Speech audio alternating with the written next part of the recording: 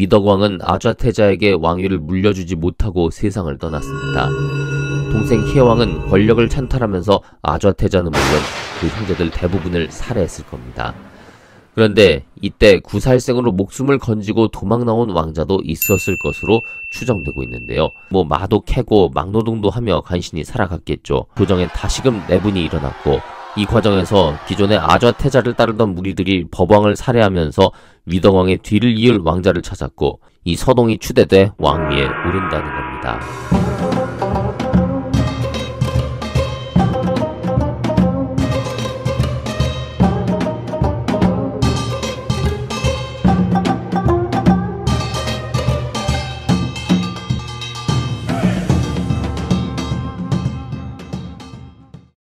여러분 안녕하세요. 왕조중심 꿀국사 꿀입니다. 백제는 최전성기였던 근초고왕, 근구수왕 이후 신나는 역사보단 암울한 역사가 참 많았습니다. 아신왕 때 고구려를 상대로 계속 복수를 시도했지만 내내 패배하고, 대로왕 땐 왕이 적군에게 붙잡혀 죽는 굴욕을 맛보았죠. 그 외 다른 임금 때도 안정된 모습보단 지속적인 내분으로 피바람이 불고, 오늘날 관점에서 볼 때 누가 누구의 아들인지조차 정확히 알 수 없는 상황에 이르고 말았습니다. 그러다 무령왕, 성황대에 백제는 다시 왕권을 정비하고 외교력과 군사력으로 한강을 수복하는 등 과거의 영광을 되찾는 듯 했습니다만, 신라의 배신으로 성왕이 관산성 전투에서 전사하면서 그 희망마저 사라지고 말았습니다.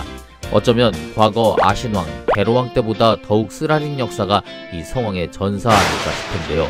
그래서 이후 백제는 복수를 꿈꾸며 지속적으로 신라를 공격하죠. 하지만 그러기엔 신라는 날로 강성해지고 있었고, 그것을 누르기에 백제의 힘은 너무나 부족했습니다. 위덕왕 시절 지속적으로 서력전을 준비했지만 번번이 실패했고요. 뒤이어 희해왕, 법왕부자가 왕위를 찬탈하며 백제는 다시 한번 내분에 휩싸입니다. 다만 근초고왕 이후로 외와의 교류가 지속되며 문화를 전해주었던 역사가 백제의 아픈 기억을 가려줄 수 있는 아름다운 유산으로 남아있습니다. 7세기가 시작되는 600년, 희해왕 법왕부자가 벌인 혼란을 정리하고 무왕이 등극했습니다. 백제는 과거 성왕 때처럼 온 나라가 심기일전에 다시 한번 신라에 대한 복수를 준비하고 과거의 영광을 회복하기 위한 발걸음을 내딛게 됩니다. 그리고 그 발걸음은 지금 우리에게 백제의 마지막 주문으로 기억되고 있습니다. 무왕은 위덕왕의 아들로 600년 즉위했습니다. 위덕왕의 아들이란 건 일본 서기의 기록에 따른 것입니다. 즉위 과정에 대해선 지난 시간에 이야기했기 때문에 이번 시간부터는 즉위 이후의 이야기만 다루도록 하겠습니다. 즉위 당시 고구려엔 영양왕이 수나라를 선제 공격해 수문제의 야욕을 물리치고 대승을 거둔 뒤 이문진을 시켜 역사서 신집을 발간했고, 반면 신라의 진평왕은 계속 수나라의 머리를 숙이며 어떻게든 줄을 대보려 애쓰고 있었죠. 두 나라의 모습이 상당히 대조적이죠. 무왕은 희해왕 법왕부자, 특히 법왕의 폭정에 반발한 백성들의 반란 속에 추대됐습니다. 민심은 이미 자신을 향해 모아져 있었고, 여기에 백성 모두가 호응할 만한 방향을 제시하고 추진한다면 큰 어려움 없이 국정을 이끌어 나갈 여건이 갖춰져 있었던 겁니다. 무왕은 이를 바탕으로 그간 고구려와 신라의 빼앗긴 영토를 회복하는 작업에 착수합니다. 특히 신라에 대해선 왕실과 백성들의 원한이 사무쳐져 있었던 만큼 한마음으로 공격에 나설 수 있었죠. 이미 백제는 오래전부터 신라를 철천지 원수로 여기고 있다고 했습니다.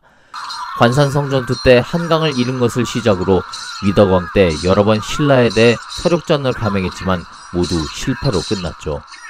602년 백제 무왕은 암악성을 공격해옵니다. 백제는 장군 해수를, 이에 신라는 장군 건품과 무은을 앞세워 일전을 벌입니다. 처음엔 백제가 이기는 듯 했습니다. 병력 차이가 있었습니다.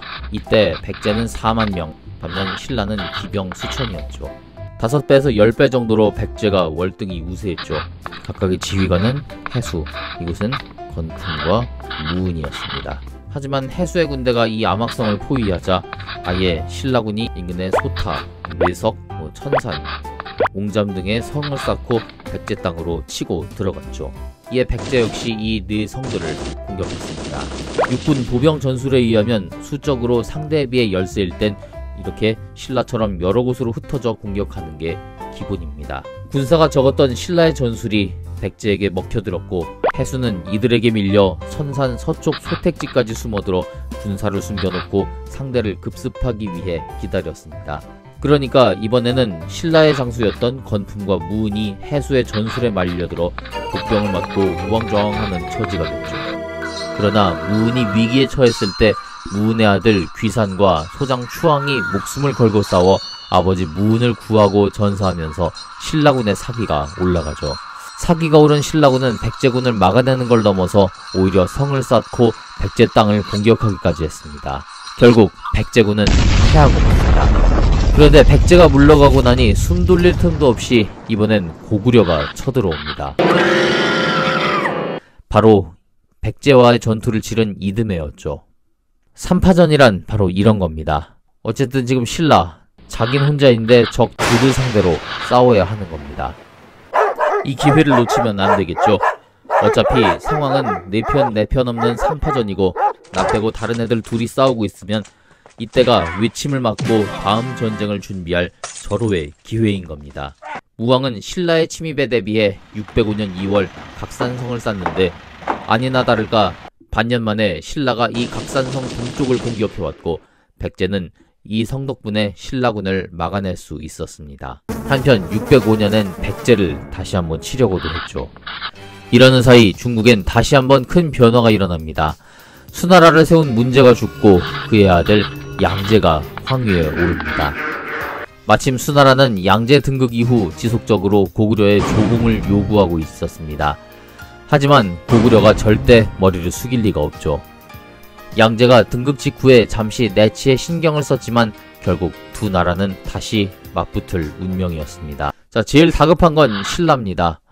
진평왕은 608년 원광법사에게 부탁해 수나라에 군사를 일으켜달란 편지를 쓰죠. 진평왕의 편지를 받은 양제는 여기에 더욱 힘을 얻고 고구려를 칠 준비를 합니다. 자, 이 사실이 다시 또 고구려에 전해집니다. 결국 화가 머리끝까지 날 대로 난 고구려의 영양왕은 바로 신라를 공격했고 8,000명의 주민을 포로로 잡아갔습니다. 신라만 그랬던 게 아닙니다. 고구려와 수나라가 팽팽히 맞서는 이때 백제는 신라보다도 먼저 수나라에 사신을 보내 고구려에 대한 공격을 부추겼죠. 우왕은 607년 3월 좌평 왕효린, 한솔 연문진을 수나라에 보냈고 양제는 백제의 요청을 받아들이며 백제에게 고구려의 동정을 살펴줄 것을 요구합니다.